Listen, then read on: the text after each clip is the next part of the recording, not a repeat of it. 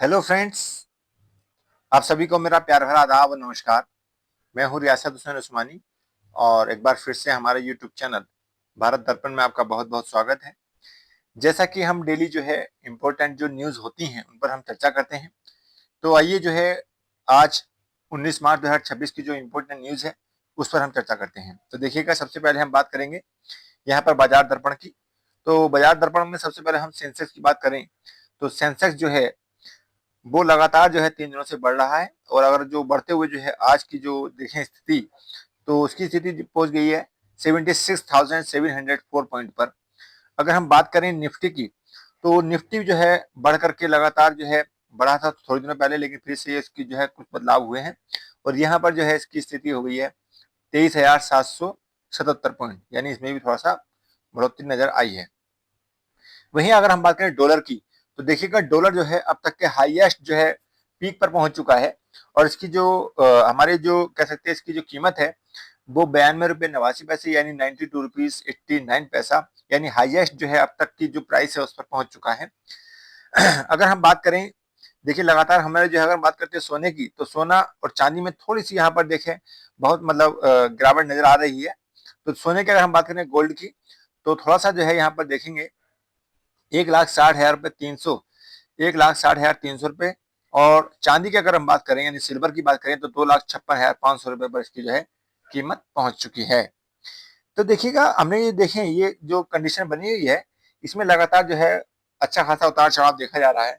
जहां तक सेंसेक्स और निफ्टी की बात है, वो लगातार जो है देख रहे हैं यहाँ पर लिखा है कि 3 दिनों में बाजार में तेजी से दिखाई पड़ी है और लगातार 3 दिनों से जो है बाजार में जो है थोड़ी तेजी दिखाई दे रही है। और अगर हम भारतीय रुपए की बात करें तो देखिएगा भारतीय रुपया जो है 49 पैसे गिरकर जो है अब तक के सबसे निचले स्तर पर पहुंच चुका है 92 रुपये 89 पैसे। हमने देखा था ना अभी डॉलर को, तो डॉलर जो है 92 रुपये 89 पैसे पहुंच चुका है। देखिए, जहां तक अगर हम बात करते हैं अपने भारतीय रुपए की, तो रुपया जो है हम देख रहे हैं कि लगातार जो है लगातार जो है वो गिरता चला जा रहा है ना। और इसकी जो है आज स्थिति ये है कि जो है लगभग 93 रुपए के आसपास, यानी 11 पैसे जो है कुछ कम है। तो 93 रुपए के आसपास जो है इसकी वैल्यू यानी डॉलर की पहुंच चुकी है और हमारा जो पैसा है यानी रुपया है वो लगातार गिरता जा रहा है। तो देखेंगे, अगर मान के चलिए इसकी जो गिरने के जो है बहुत सारे नुकसान होते हैं और खास तौर से हम कह सकते हैं कि जो इस पर जो है हमारी जो भारतीय अर्थव्यवस्था है वो टिकी होती है, जिसके कारण जो है अगर भारतीय रुपया हमारा गिरता है तो उस पर जो है हमारी भारतीय अर्थव्यवस्था पर बहुत गहरा प्रभाव पड़ता है। क्योंकि हमारा जो पेमेंट होता है जो आउटसाइड ऑफ इंडिया, यानी जितना भी हमारा जो इम्पोर्ट किया जाता है वो पेमेंट जो होता है हमारा किस में होता है, मतलब डॉलर में ही होता है। अगर डॉलर हमारे पास में जो है महंगा हो जाएगा तो हमें जो है ज्यादा रुपए की जो है कीमत चुकानी पड़ेगी, है ना। तो ये हमने देखा। वहीं बात करें, देखिएगा वर्ष 2030 तक जो है जर्मनी को पीछे छोड़ सकती है भारतीय अर्थव्यवस्था। ऐसा माना जा रहा है कि अगर भारतीय अर्थव्यवस्था जो है इस तरह से चलती रही, जैसे मान के चलिए अभी हमने देखा था जो मूडीज की और जो हमारे पास में कई सारी जो है मतलब यहाँ पर जो क्रेडिट रेटिंग एजेंसियां थी उसने जो है यहाँ पर मतलब कुछ भविष्यवाणी भी की थी कि 7.5% रह सकती है इस बार। तो ऐसा माना जा रहा है कि अगर इस तरह से जो है लगातार बढ़ती रही तो हम कह सकते हैं कि जो हमारी 2030 तक है वो जर्मनी के पीछे छोड़ देगी भारतीय अर्थव्यवस्था। और अगर हम वर्तमान कंडीशन देखते हैं तो जो हमारा भारत है वो चौथे नंबर पर आता है अर्थव्यवस्था में। तो पहले नंबर की अगर हम बात करें वो आता है अमेरिका, यानी यूएसए आता है। उसके बाद अगर हम बात करते हैं वो आता है चाइना, यानी चाइना सेकंड नंबर पर आता है। और थर्ड नंबर पर आता है हमारा जर्मनी, तो जर्मनी। इसके बाद में जो है फोर्थ नंबर पर जो है वो इंडिया खड़ा हुआ है अभी फिलहाल में अर्थव्यवस्था के नंबर में। तो हम कह सकते हैं कि 2030 तक अगर ये स्थिति बनी रही तो हमारी जो इंडिया की अर्थव्यवस्था है यानी इकोनॉमी है वो जो है तीसरे नंबर पर आ जाएगी, चौथे नंबर को छोड़ करके, यानी जर्मनी को वो पछाड़ सकती है, ऐसा माना जा रहा है, अनुमान है। वहीं अगर हम बात करें एक दशक में जो है सार्वजनिक पूंजीगत खर्च 5 गुना बढ़ा है। देखिए, मान के चलिए जो पूंजीगत खर्च अगर 5 गुना बढ़ा है तो देखिएगा हम इसके अगर हम देखते हैं, देखिए पूंजीगत क्या होता है। एक तो पूंजीगत होता है मतलब एक रिवेन्यू होता है ना। तो रिवेन्यू खर्च जो है लगातार जो है ऐसी मतलब स्थिति को दर्शाता है जिससे जो है हमारी वो परमानेंट रूप से चलती रहती है। लेकिन जहां तक जो है पूंजीगत खर्च की बात है, तो पूंजीगत खर्च ऐसे होते हैं जिससे जो है हमारे कैपिटल में भी थोड़ा सा क्या होता है, इजाफा यानी बढ़ोतरी होती है। यानी पूंजीगत का मतलब यह है अगर हमने कोई खर्च किया है, जैसे हमारे पास में अगर 1,000 रुपया है, अगर हमारे पास में 1,000 रुपया है ना, तो इसको हम किस तरीके से खर्च करते हैं देखिएगा। एक तो हम कह सकते हैं, एक नॉर्मल बताता हूँ आपको, एक होता है रेवेन्यू और एक होता है कैपिटल एक्सपेंडिचर, एक रेवेन्यू का मतलब एक्सपेंडिचर। तो जब हम रेवेन्यू एक्सपेंडिचर करेंगे तो ये क्या होता है, डेली बेसिस के खर्च होते हैं, इनको हम कम नहीं कर सकते, और इनको क्या होता है, करना ही पड़ता है। और मतलब इसको होने से क्या होता है, इसके होने से जो है हमारी जो कैपिटल है, हमारी जो मतलब किसी भी प्रकार की जो है कैपिटल में सृजन नहीं होता, यानी इसका क्रिएशन नहीं होता है। जैसे मान के चलिए हमें खाना खाना है तो ये खर्च करना ही पड़ेगा, 2 रुपया 4 रुपया, है ना। या हमें जो है अन्य चीजें जैसे कपड़ा खरीदना है, तो ये हमारी जो है रोजमर्रा की चीजें जिससे जो है हमारा जीवन चलता है। तो उसी तरीके से जो है जब कोई कंपनी या कोई अर्थव्यवस्था चलती है तो ऐसा डेली बेसिस का जो या जो ऑपरेशनल खर्च होता है उसको हम कहते हैं रिवेन्यू एक्सपेंडिचर। वहीं हम कैपिटल की बात करते हैं तो कैपिटल में क्या होता है, कैपिटल में ये होता है कि जो वो कंपनी है या फिर जो अर्थव्यवस्था है उसको जो है एक लंबे समय तक चलाने के लिए जो है मेन जो मतलब कह सकते हैं चाहे मशीनरी हो, जमीन हो, प्लांट हो, तो उसको वो खरीदा जाता है। तो उससे क्या होता है, उससे ये होता है कि वो हमारी इसमें वृद्धि होती है। जैसे मान के चलिए हमने 1,000 रुपए खर्च करे, तो 1,000 रुपए हमने खर्च तो कर दिए, लेकिन जो है हमारी कैपिटल तो बढ़ गई। कैपिटल बढ़ने का मतलब ये है जमीन जो हमने ली वो तो हमारे पास में आ गई, मशीन जो हमने ली वो तो हमारे पास में आ गई। तो ऐसे करके जो या ऐसी चीजें जिससे जो है हमारे कैपिटल में जो है क्रिएशन होता है उसको हम कहते हैं कैपिटल एक्सपेंडिचर, है ना। तो ये है। नेक्स्ट एक कंपनी के रूप में देख सकते हैं, जैसे कंपनी के रूप में है, अगर एक कोई कंपनी है, अगर कोई कंपनी है तो इसमें रिवेन्यू एक्सपेंडिचर होगा, उसकी सैलरी वाले जितने लोग जो है उसमें काम कर रहे हैं उनको सैलरी देना, या कंप्यूटर सिस्टम जो है उन पर जो है कितना सॉफ्टवेयर का खर्च आ रहा है वो इस प्रकार के खर्च करना। लेकिन जहां तक अगर हम बात करते हैं कैपिटल की, तो कैपिटल में क्या होता है, वो मान के चलिए एक नई कंपनी खोलना चाहता है, उसने जो है प्लांट ले लिया है एक, है ना, नई जमीन ले ली है, यानी एक ऐसा जमीन का हिस्सा टुकड़ा ले लिया है, प्लॉट ले लिया है। तो इस प्रकार के जो कैपिटल मतलब जो खर्च होते हैं एक्सपेंडिचरों में उन्हें कहते हैं हम मतलब इन लोगों इन खर्चों को कहते हैं हम कैपिटल एक्सपेंडिचर। तो ये अलग होते हैं दोनों अलग अलग से। अगर हम पश्चिम एशिया के महासंग्राम की बात करें तो इसमें मुख्य खबरें देखें तो इसराइल हमले में जो है ईरान के मुख्य जो खुफिया मंत्री रहे इस्माइल खतीब की मौत हो गई है, ऐसा माना जा रहा है। पहले मार्च जो इसके पहले जो है सुरक्षा प्रमुख जो है मारे जा चुके हैं, मतलब ऐसा दावा भी किया गया है ना। अमेरिका और ईरान के जो है गढ़ पर हमला किया गया, हनूज पर जो है अंडरग्राउंड वार चल रहा है। तो अमेरिका का जो है ईरान की गढ़ जो उस पर है अंडरग्राउंड वार चल रहा है। तो ईरान ने जो है निशाना बनाने वाले लक्ष्यों को भी जारी की सूची, यानी जो ईरान ने ये भी कहा है कि अगर हमारे जो इस्माइल खतीब हैं उनकी जो मौत हुई है उसका हम बदला लेंगे, तो ऐसा जो है ईरान ने ये भी कहा है। और साथ ही साथ जो है निशाना बनाने वाले जो लक्ष्य हैं उनकी भी जारी जो सूची है उनकी जारी कर दी है ना। तो ये है। हम देखें अगर मान के चलिए हमने पहले भी देखा था कि अगर हम इसको देखते हैं तो किस तरह से बनता है, ये बनता है हमारा इस तरह से ये बनता है ईरान, और ये अफगानिस्तान ऊपर का बन जाता है, ये बन जाता है पाकिस्तान इस तरह से, है ना। तो ये पाकिस्तान, अफगानिस्तान और ये इंडिया बन जाता है हमारा इस तरह से। तो अगर हम देखें तो ये ये कुछ इस तरह से बन जाएगा, है ना, ऐसे करके। और ये जॉर्डन वगैरह बन जाता है, इधर आ जाता है फिलिस्तीन वगैरह, और ये सब देश बन जाते हैं। तो ये हमारा इसराइल है ना, फिलिस्तीन और इसराइल है, ये जॉर्डन है, ये इराक है, ये ईरान है, ये अफगानिस्तान है ना, ये पाकिस्तान है। इस तरह से जो है कंट्रीज बन जाते हैं। ये उसमें बीच में आ जाता है कुवैत, और ये है आपकी हरमुज जल संधि, है ना। यहाँ आती है ओमान की खाड़ी और यहाँ आती है पर्शियन खाड़ी, है ना। तो ये हमने कई बार देख चुके हैं इसको, मतलब आपको हम बता भी चुके हैं। तो नेक्स्ट देखते हैं, गैस आपूर्ति को बाधित होने से जो है कई देशों का कोयले की ओर जो है ध्यान आकर्षित हुआ है। जैसा कि हम जानते हैं जो है हरमुज जल संधि को लेकर के जो है वैश्विक स्तर पर जो कह सकते हैं क्रूड ऑयल है उसकी जो है सप्लाई बंद है। तो उसको लेकर के जो है बहुत सारे देश जो है अपनी जो बिजली है, यानी जो अपनी जो बिजली का प्रोडक्शन है उसको प्रोडक्शन में जो प्राकृतिक गैस यानी नेचुरल गैस वगैरह जो है यूज करते थे, वो अब क्या करेंगे, वो अब ऐसा निर्णय लिया है कि हम कोयले का यूज करेंगे। और इसमें मुख्य रूप से कौन से देश आते हैं, सिंगापुर, थाईलैंड, पाकिस्तान, बांग्लादेश इसमें शामिल है। इसमें क्या हो रहा है, ऐसे देश में जो है ऊर्जा संकट से निपटने के लिए जो है बिजली संयंत्रों में प्राकृतिक गैस के स्थान पर जो है कोयले से जो है करेंगे बिजली उत्पादन। जैसा कि हम जानते हैं कि बिजली का जो उत्पादन होता है वो कई प्रकार से होता है, जिसमें मुख्य रूप से जो है कोयला, प्राकृतिक गैस जो है ये आती है।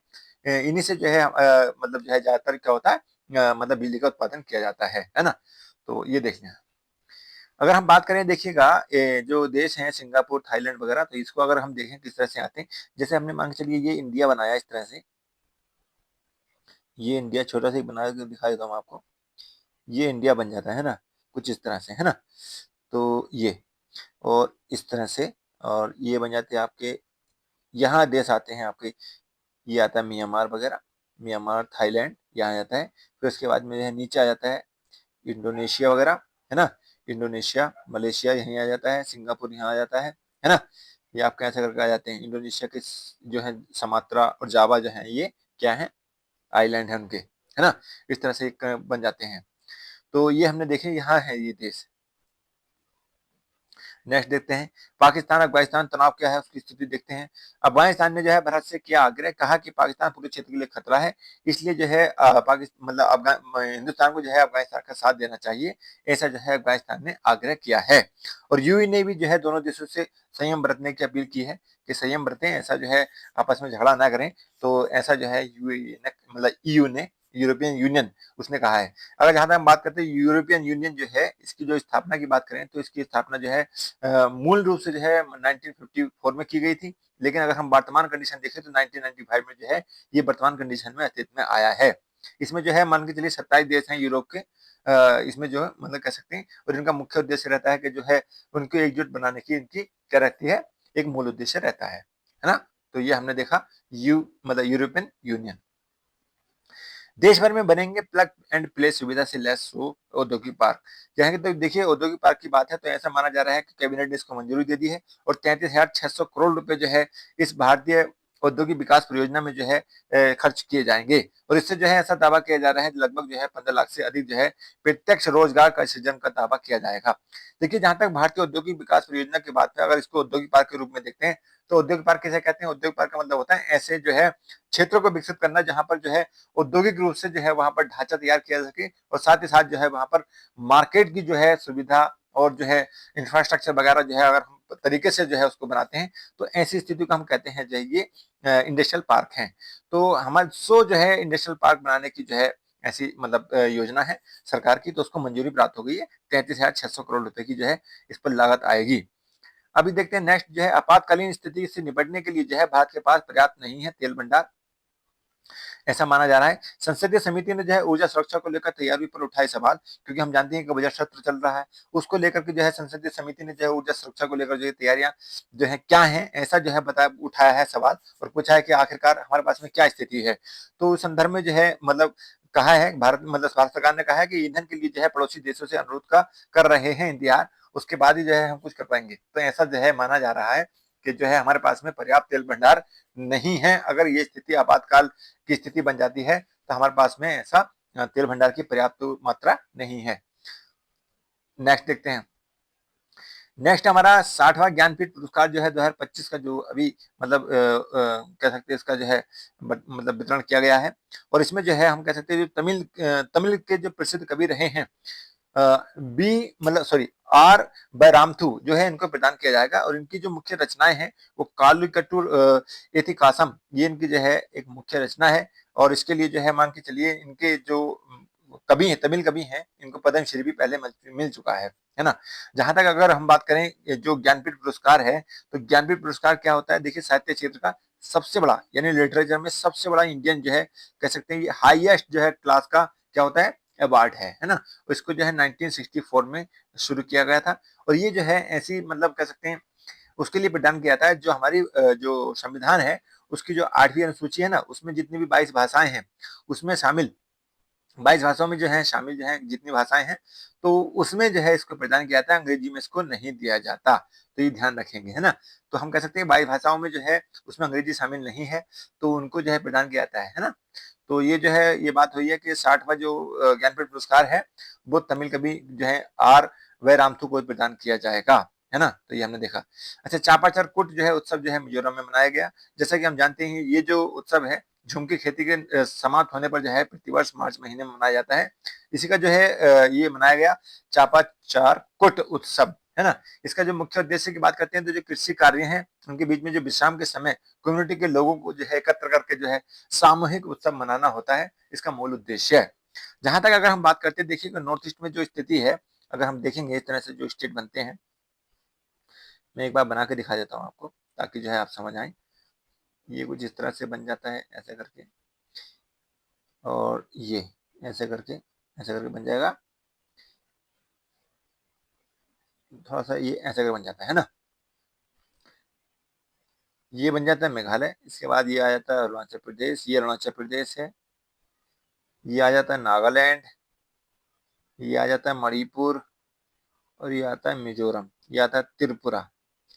त्रिपुरा मिजोरम और ये आ जाता है बचा हुआ असम, और ये मेघालय है, ये सिक्किम है ना?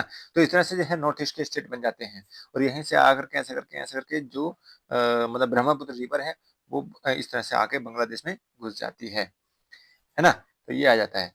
तो हमने आज की जो महत्वपूर्ण जो न्यूज़ थी वो हमने कवर कर ली है। तो आज के लिए मैं बस यहीं पर विराम करूँगा और जाने से पहले मैं रिक्वेस्ट करूँगा कि आप जो है हमारे भारत के जो भारत दर्पण यूट्यूब चैनल है उसको सब्सक्राइब भी कर लें और साथ ही साथ जो है जो वीडियोज़ हैं उनको शेयर भी करते रहें ताकि जो है इसका फ़ायदा अन्य लोगों तक भी पहुँच सके। तो आज के लिए बस इतना ही। जय हिंद, जय भारत, धन्यवाद।